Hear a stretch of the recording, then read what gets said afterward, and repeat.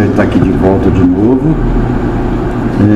A segunda-feira para mim é um pouco difícil, porque eu tenho um grupo de estudo, né, na casa que eu participo.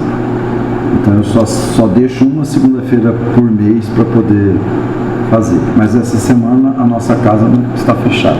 E aí o Guga falou que ia mandar o Joãozinho, ele me ligou, pediu para o Joãozinho, ele me ligou, eu falei, não, vamos, que é o único jeito de ir. Eu busquei juntar aqui duas coisas, né, para a gente conversar: a fé e a pandemia, né, para a gente fazer uma ligação aí.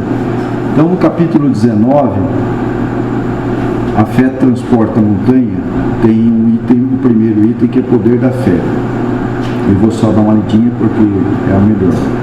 Quando se dirigia ao povo, um homem se aproximou dele, ajoelhou-se aos seus pés e disse: Senhor, tende piedade do meu filho que está lunático, sofre muito e frequentemente cai, ora no fogo, ora na água. Apresentei-o aos seus discípulos, mas não puderam curá-lo. E Jesus respondeu dizendo: Ó raça incrédula e depravada, até quando vos sofrereis? Até quando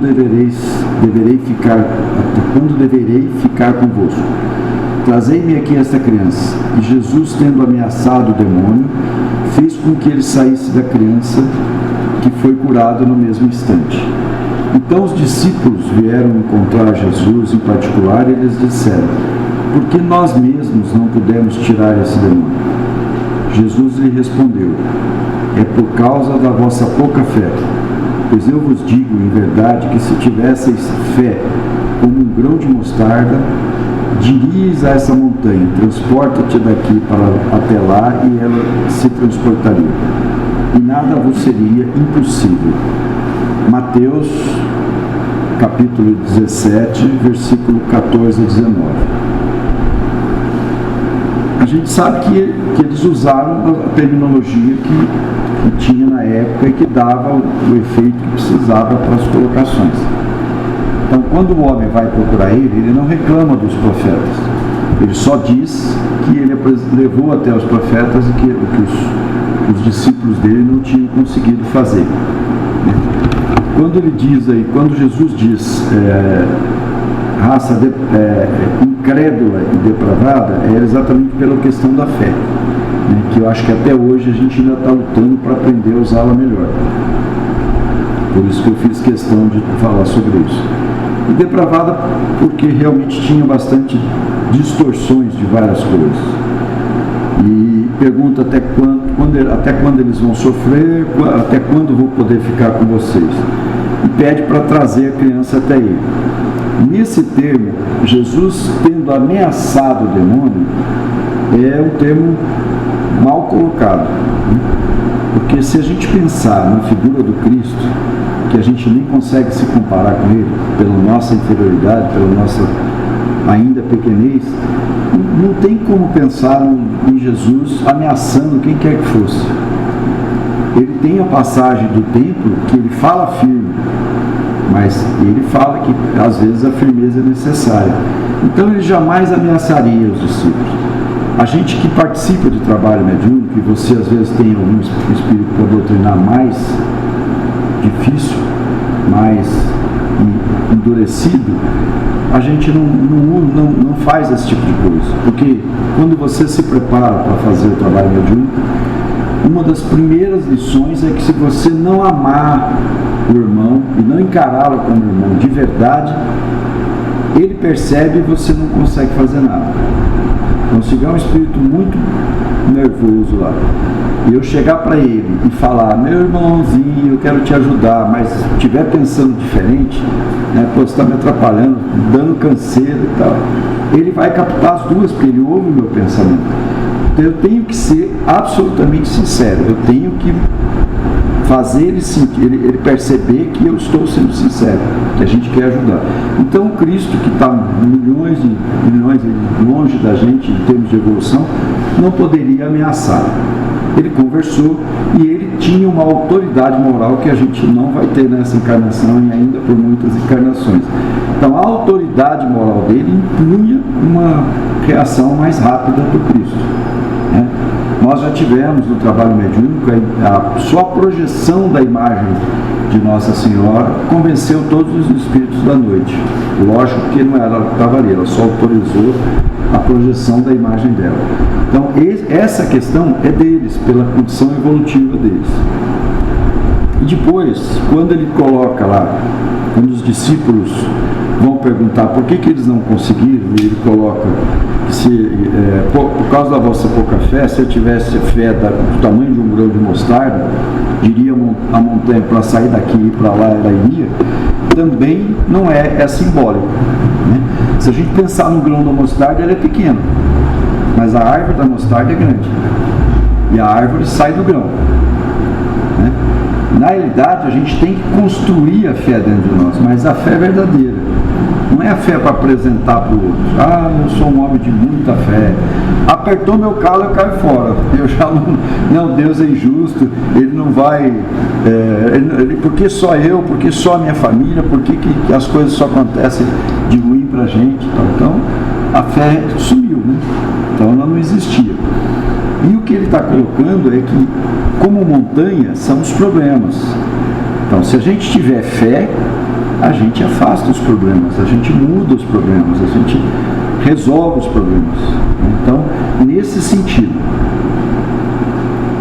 a gente tem que analisar exatamente dessa forma. Na época de mocidade, que o Tino deve lembrar bem, a gente uma vez estudou sobre isso lá no Iluz. E aí o pessoal questionou esse aspecto da fé. Então eu falei para eles, eu não sei se eu tenho fé. Eu estudo, eu leio, eu aprendo, se acha que aprendeu, mas eu não sei como ela está dentro de mim. Se a hora que o meu calo apertar para valer, eu não sei como eu vou reagir. Então é aí que você vai medir a fé. O que você assimilou, o que você aprendeu, o que você transformou em vivência prática.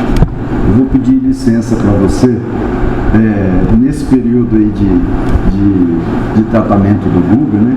Todas as vezes que o Jefferson coloca a notícia lá no grupo de oradores, de dirigentes de casa, ou que ele manda no particular, todas as vezes ele faz questão de citar isso, as duas coisas. A primeira, que a gente tem que ter fé e que a gente precisa acreditar que Deus é infinitamente justo e bom, então vai ser feito o que Ele determinar. E que a gente peça o melhor para Ele. Né? Então, se por misericórdia, se por bondade de Deus, o Guga mereceu uma melhora total e imediata, que isso aconteça, mas que seja o melhor para Ele, não pensando na gente.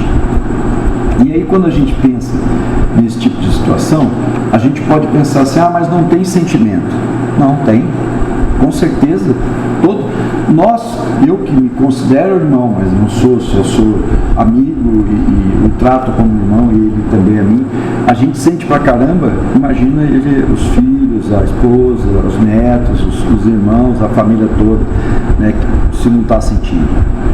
Mas se a gente conseguiu entender que Deus não permite nada fora do riscado, por algum motivo aquelas coisas acontecem, fica mais fácil de aceitar e de superar. Saudade a gente vai ter sempre. Sempre. Se a pessoa vier a partir, que não é o que a gente espera, a gente deseja o melhor para ele, mas quando isso acontece, não vai. O meu pai morreu aos 56 anos, eu tenho 65. Até hoje eu tenho saudade. Nós fazemos aniversário no mesmo dia. Não tem uma vez que eu não pense nele, que eu não lembre, que eu não sinta. Dia dos Pais, por mais que eu esteja com meus filhos, não tem como não pensar nele. Né? Mesmo sendo um dia comercial, mas é um momento que você lembra. Né? O dia da morte, que a gente, no caso dele, que a gente não esquece. Então essas coisas não deixam de existir. Só que eu me lembro muito bem que eu nunca me revoltei. Nunca reclamei de Deus por aquilo ter acontecido. Então, de uma certa forma, já tinha entrado um pouquinho. Só que depois disso, não tinha tido nada que provocasse a reação da minha fé. Então, a pandemia. Né? Pandemia, eu já vi espírita falando que é uma coisa amaldiçoada. A gente não deve ter essa visão.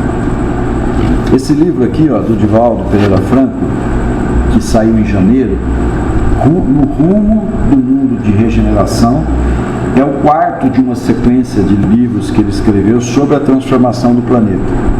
É a primeira transição planetária, Amanhecer do Novo Dia, Perturbações Espíritas e esse livro.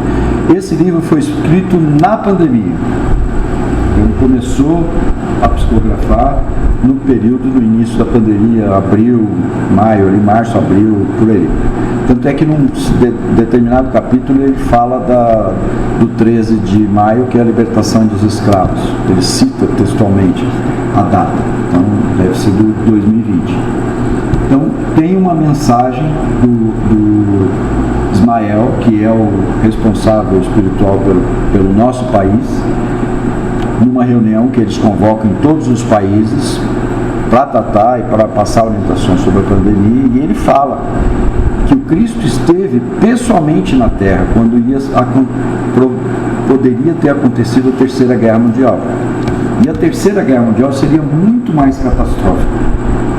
Não levaria pessoas, levaria cidades, regiões. Se caem as bombas atômicas que a gente sabe que tem aí, quem leu sobre Hiroshima e Nagasaki sabe o que aconteceu lá. Então, o transtorno, o efeito seria muito maior. Então ele veio, conseguiu evitar, mas tinha que vir algo, e esse algo é a pandemia. Mas o mundo já teve a peste negra, já teve a gripe espanhola, que a gente não lembra, que se estava aqui a gente não lembra, se não estava aqui também não lembro de outra encarnação, mas também foram.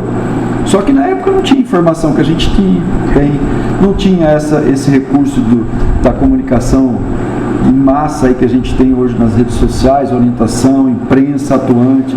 Então, talvez tenham tido mais dificuldades até do que a nossa pandemia do Covid, né? Mas eu costumo sentir da seguinte forma: nós estamos aqui porque nós pedimos. Então eu vim nessa época e nesse momento porque eu pedi. Eu pedi essa oportunidade. De alguma forma, eu tenho que aproveitar esse momento. O momento de transformação não é só do planeta. Ele é das pessoas também. Se a gente passar a pandemia inteira, e se ela vier terminar realmente, ou a gente puder considerar que ela terminou, e a gente não aprender nada, para nós não valeu a pandemia. O ano passado, eu acho que isso foi mais claro. Porque, por exemplo, ninguém poderia admitir ou pensar que algo conseguiria parar o mundo. E o mundo parou. Quem já morou em São Paulo e usou a 23 de maio, passou na Rua Direita e usou outros lugares lá, nunca, se me falasse, eu ia falar que a pessoa está louca. A 23 de maio não vai passar um carro. Falar, você está biruto. Dia de semana, na hora do rush, a Rua Direita não vai ter pessoa andando. Então, parou. O ar melhorou. A camada de ozônio conseguiu diminuir a aceleração do desgaste dela. Teve outros efeitos positivos. Agora, a gente teve coisa boa também das pessoas. Passou a ter mais fraternidade, né? O bombeiro chegou a subir numa escada Magiros para poder cantar para as pessoas, para se alegrar para as pessoas que estavam presas em casa. A senhorinha que fez aniversário não tinha família, os vizinhos fizeram o bolinho, as coisas, higienizaram, puseram na porta, apertaram a campainha e saíram. Ela abriu, ficou feliz, a hora que entrou, foi na sacada, todo mundo estava aplaudindo. Então houve muita coisa de bom e de aprendizado nisso, que não pode parar. Mas a gente tem um aprendizado pessoal. Se a gente não se modificar, se a gente continuar se prendendo a picuinhas, a coisinhas insignificantes na nossa vida, um olhar diferente, uma fala que sai às vezes errada, às vezes nem tem intenção, se a gente ficar se ofendendo entre família, entre amigos, ou mesmo no trabalho, que não é uma família, nem sempre é uma família, pode até ter algumas pessoas que a gente cultive uma relação melhor, a gente não vai ter aprendido nada. A gente não vai aprender nada com isso. Porque eu, Manuel, preciso melhorar, me transformar. Eu preciso buscar todas as lições, não só da fé, para poder reavivar e ver se eu assimilei esse aprendizado. Eu preciso ser fraterno sempre. E não é só com os meus, é com todos. A gente não pode parar de lutar, a gente não pode parar de fazer o que é possível. Hoje a gente está mais distante, com espaço, mas nós estamos aqui. Ah, tem casa que não voltou. Tudo bem, mas é da casa e é da condição das pessoas. Tem uma casa em Rio Preto que o rapaz, no ano passado eu tinha uma palestra, acho que em agosto, setembro, não sei.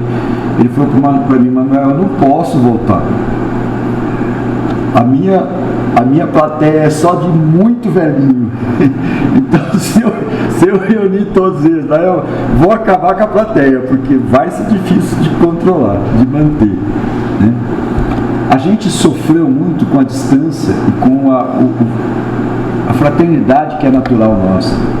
O abraçar, o beijar, o curtir, né? Os netos, que no nosso caso, uns ficaram bem mais, os outros ficaram um pouquinho menos, mas a gente ficou muito mais do que a gente desejava longe, e isso é doído, né? Os parentes, os irmãos, a minha irmã foi embora em dezembro de 2019, ela não foi mais para lá, ela não veio mais para cá, a gente só se vê por vídeo. Ela tinha visto a filha que mora na Austrália em março, acho que março de 2019, e eles não puderam ir no fim do ano para o Chile, a filha, e eles não puderam voltar até hoje lá. Então, o sofrimento dela é muito maior nesse negócio da distância, porque ela está há mais de 2 anos e meio só vendo por vídeo. Os filhos já esqueceram alguns tios, já não lembram mais da imagem. Os nossos mesmo, né? Encontraram agora esses dias numa reunião com um pouquinho mais de gente, de parente, eu fico olhando, tá? Que é esse? A pequenininha, então, nem não tinha como lembrar. Então, isso pra gente foi mais difícil, além da perda dos nossos entes queridos. Às vezes, pessoas que estavam até resguardadas e por algum motivo o vírus chegou. Mas nada fora dos desígnios do Pai. Porque no começo eles diziam assim, quem tem mais riscos são os idosos, né? Os com comorbidades, mas a gente sabe de pessoa de 26, 28, menos de 20, criança até, a gente sabe de 38, de todas as idades que partiram. E a gente sabe de cara de 80, 90 anos que ficou lá 30, 40 dias na UTI entubada e está fora, e está bem, relativamente. Então não é o que a ciência entendia que era. Para a gente fica mais claro, era o que cada um de nós precisava passar. Né? O meu irmão perdeu o sogro em setembro, que era como um pai para ele, e o meu irmão como um filho, e eu também considerava ele como um pai. Eu cheguei a morar com ele 2 anos em Palestina, quando eu fui trabalhar lá. E ele tinha 95 anos. E aí ele estava no hospital, e antes de ir para a UTI, o meu irmão estava lá, e aí ele virou para o meu irmão e falou assim, que todos eles estavam preocupados, né? Quem que trouxe a doença, né? Para ele, porque ele não saía de casa, tinha tomado as 3 doses e tal. E aí ele chamou meu irmão e falou assim, Jô, se Deus me levar agora, não foi o Covid que me matou, foi Deus que precisava me chamar e achou o Covid como desculpa para me levar. Católico, mas olha a consciência, é porque tinha que ser daquela forma. Entendeu? Então a gente não sabe. Eu tive em maio, acho que de 2020, uma cliente me ligou e falou assim, Manuel, você é espírita? Eu falei, sou. Ah, um outro espírita, eu perdi a minha tia.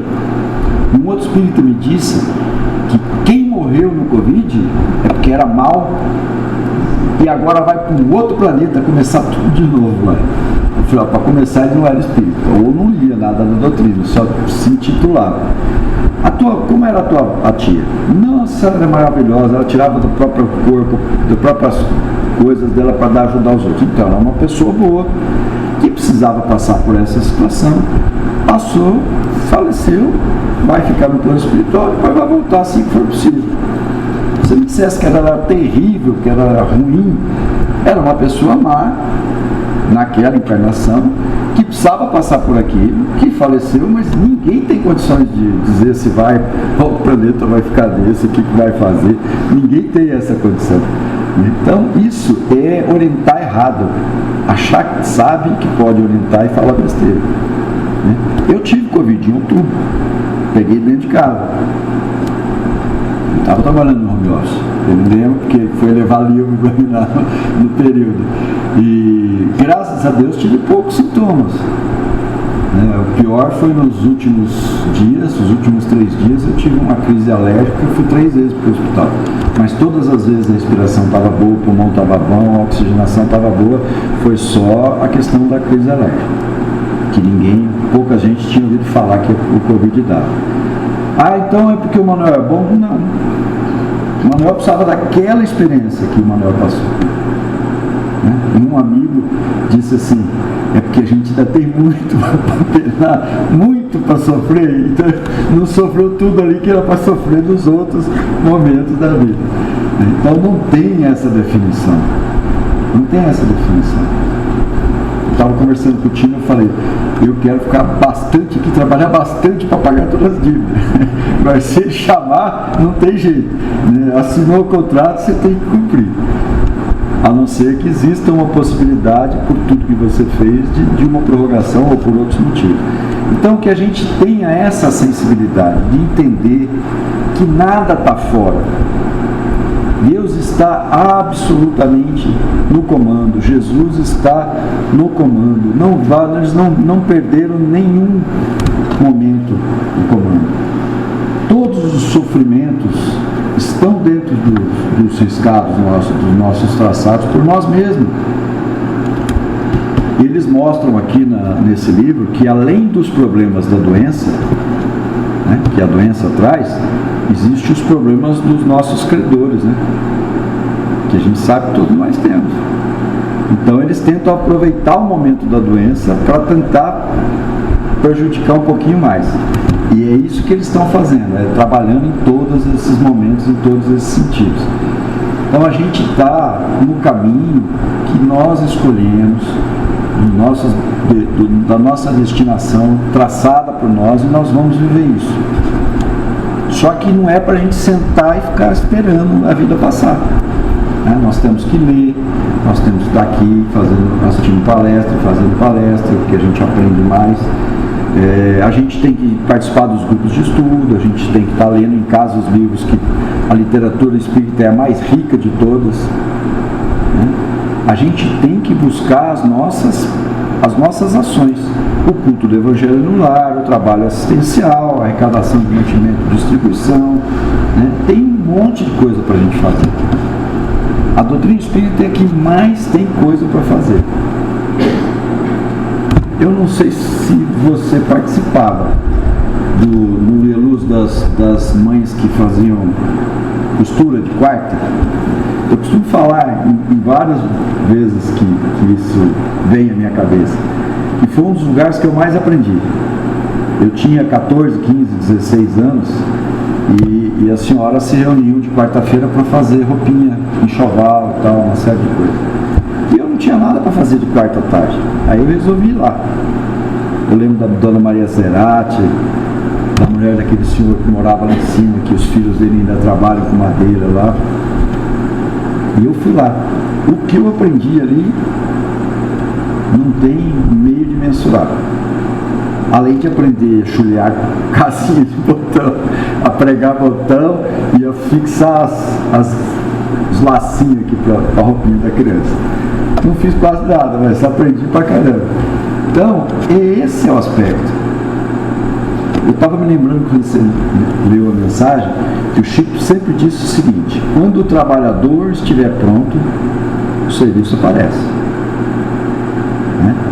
Mas a gente ouviu de outras pessoas dizer o seguinte: tem pessoas que ficam sentadas nas atividades esperando serem vistas e chamadas.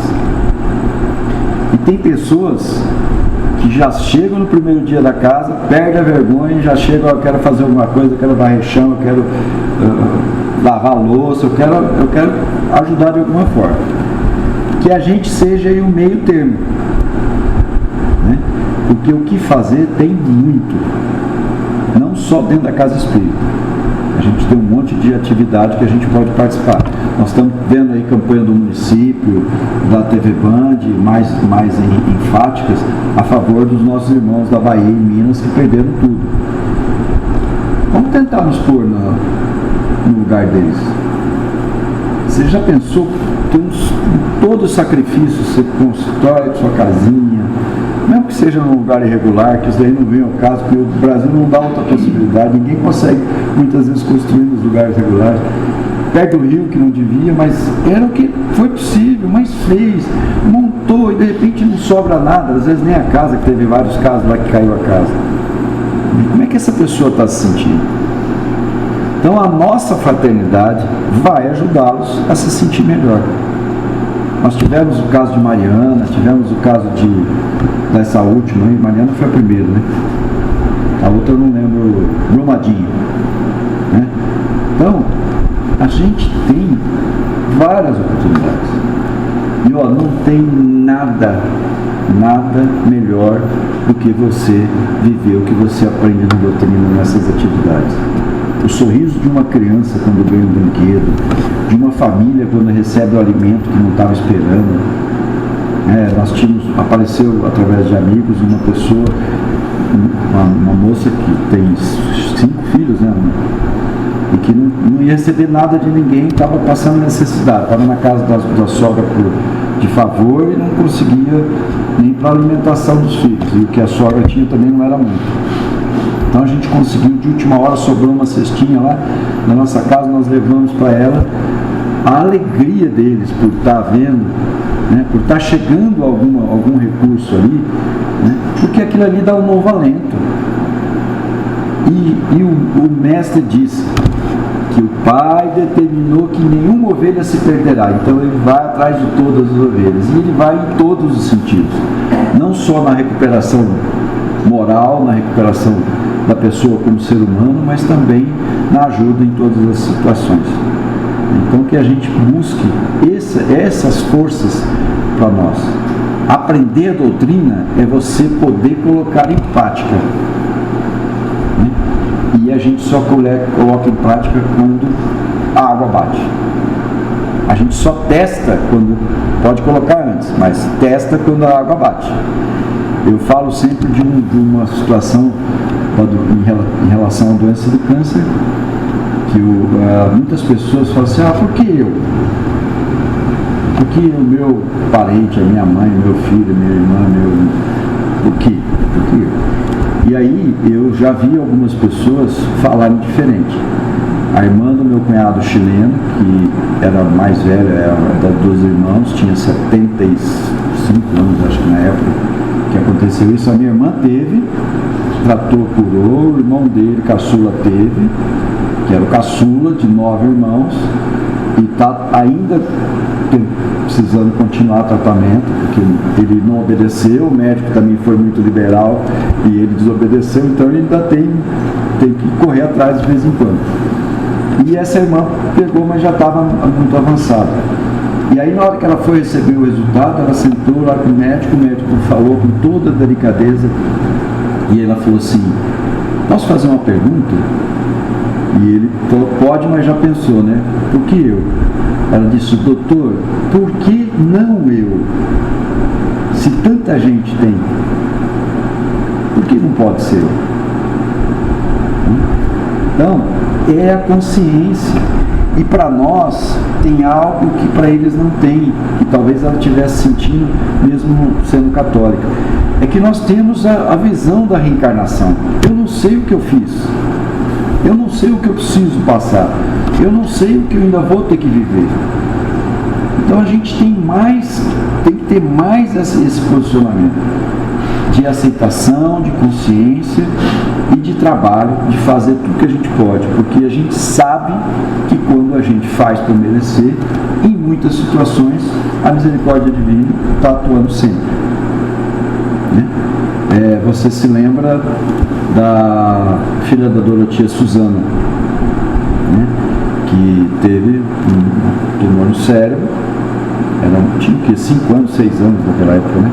E ela definhou, virou um esqueletinho com pele.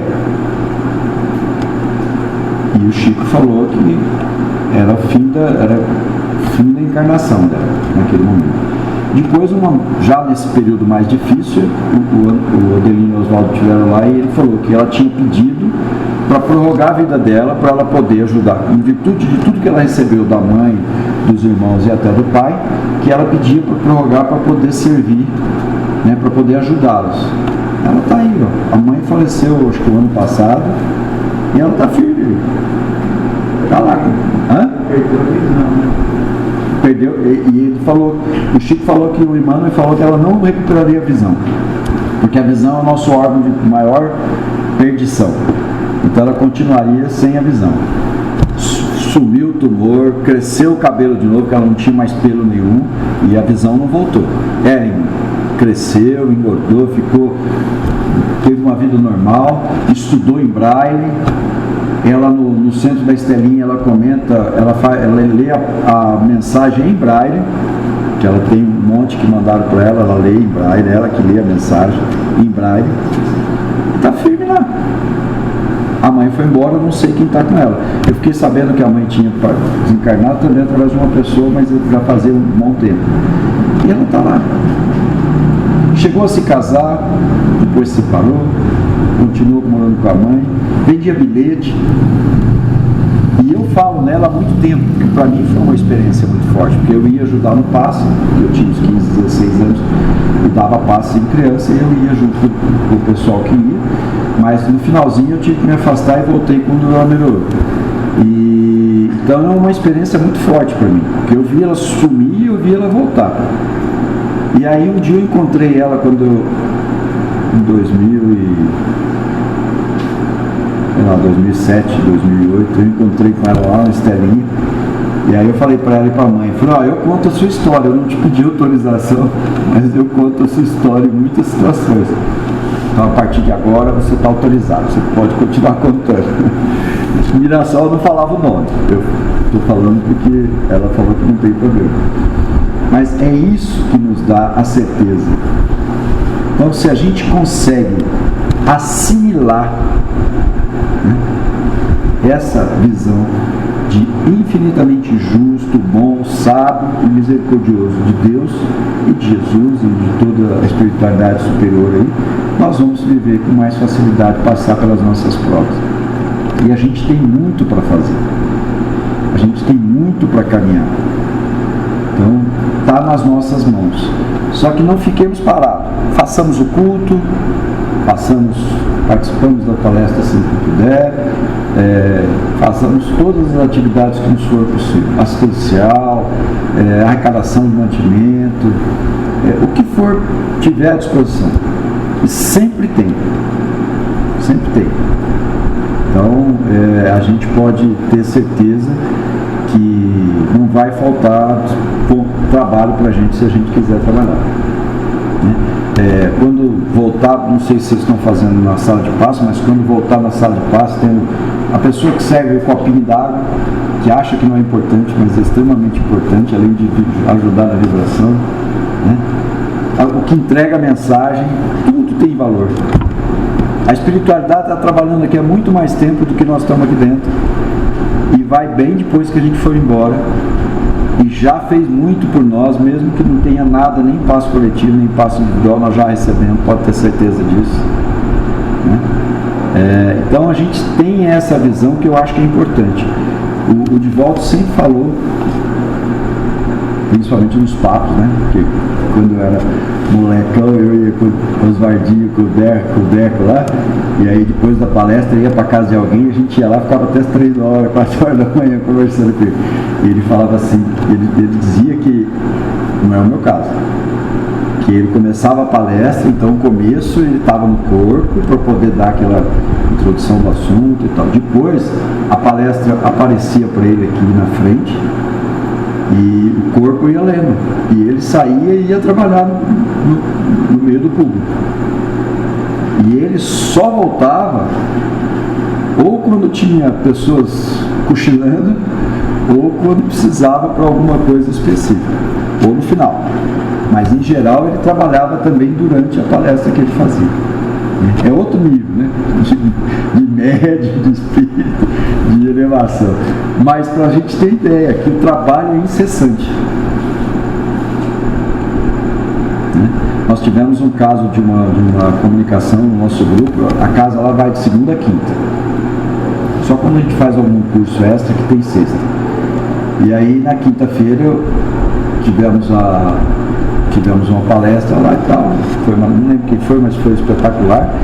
E aí na terça, no trabalho mediúnico, um espírito veio da comunicação e ele falou, nós chegamos aqui na quinta-feira, nós viemos num aviãozão assim, não um avião físico, ele falou, um aviãozão espiritual, como vocês falam, mas não pôde ficar todo mundo aqui, porque o espaço era pequeno, ficou só um terço, os outros 2 terços foram para outra casa. E aí nós assistimos a palestra e ficamos aqui participando das atividades da sexta, do sábado, do domingo. Eu falei, não, meu irmão, mas aqui não tem atividade sexta, sábado e domingo. Ele falou, não tem para vocês que são encarnados, mas a espiritualidade trabalha todos os dias, incansavelmente. Então, nós não fazemos, mas a casa faz pela parte espiritual.